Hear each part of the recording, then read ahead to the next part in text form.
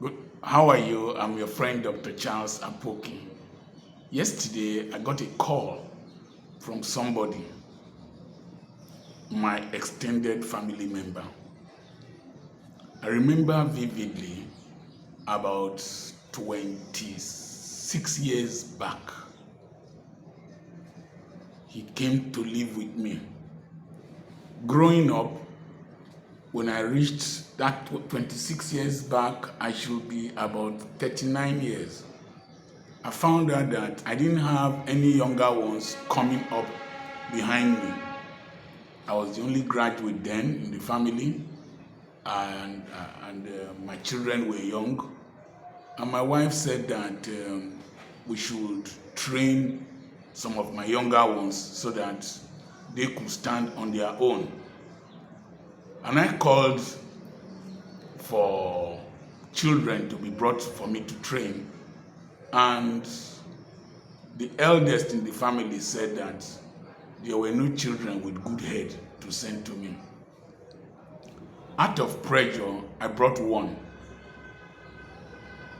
And my wife registered him for the school certificate examinations, the one called GC, General Certificate of Education. And he came, instead of reading for his exams, he started smoking cannabis. One of the days I was so angry, and I drove him out of my house. I made him sign an agreement that he smoked. That was why I was driving him out of my house, sending him away from my home. And I told him I would keep this document so that in future, that was 20 how many years back, so that in future, when you say I did not help you, I will have an evidence.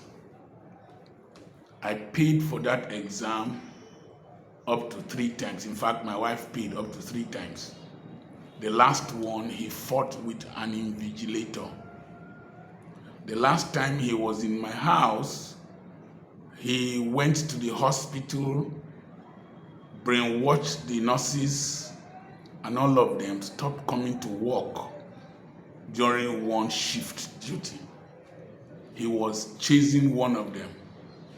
And that day we got to the hospital, there was no nurse on duty.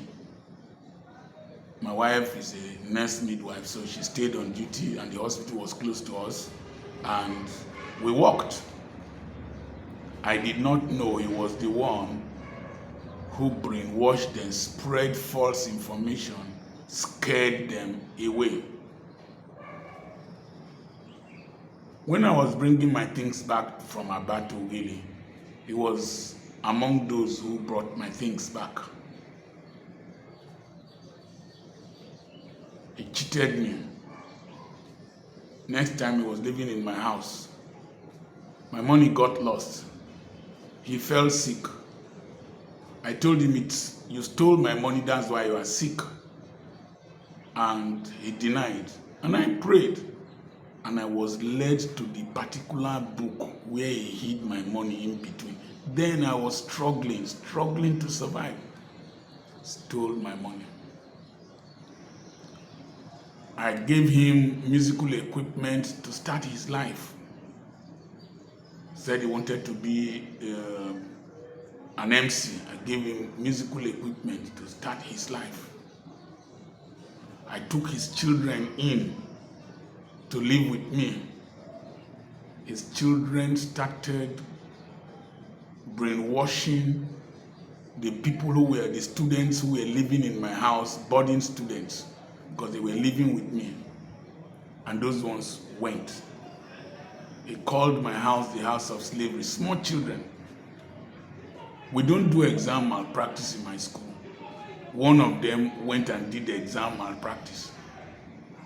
Another one did one other thing. That's the children of the father who has been crafty. And I sent them away.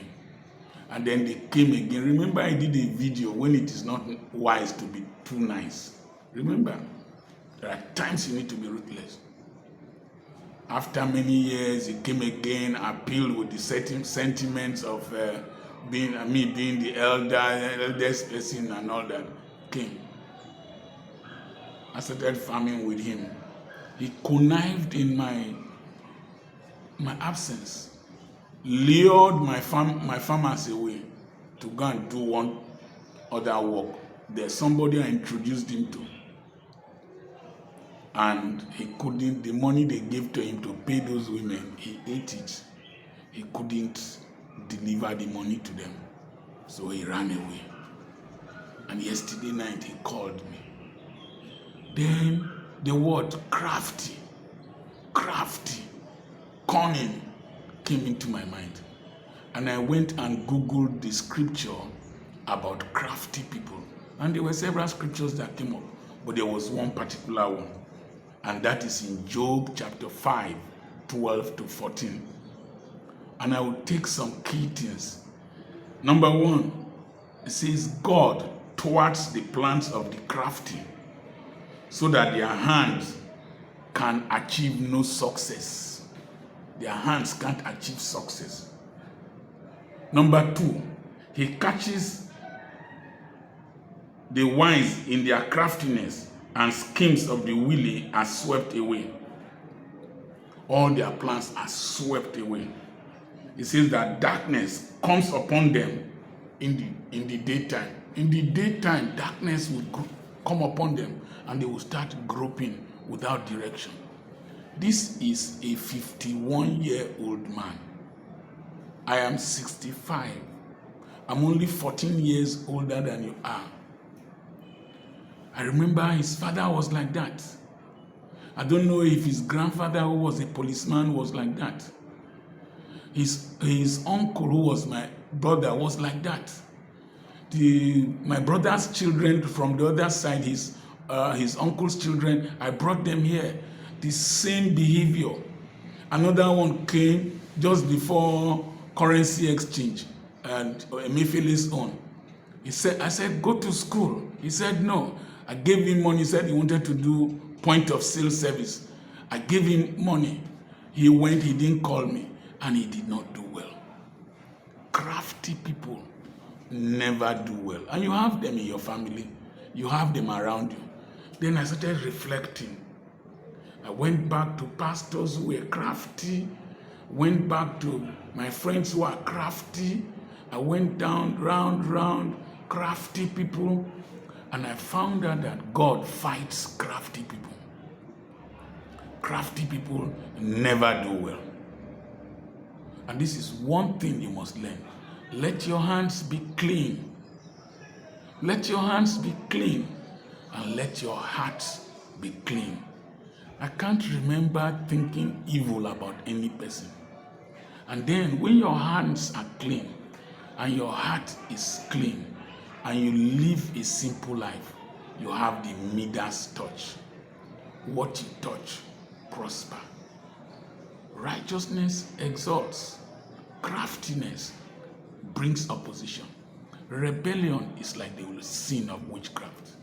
Please, let this video touch you and share it with some of those your relatives who are very, very crafty, particularly those of you in the diaspora that have crafty people back home here who think that you pick money from on top of trees. Share it to them. They don't do well. They don't do well. In the next video, I will share with you my experience of crafty people in the workplace. God bless you. I'm your friend, Dr. Charles Ampoki.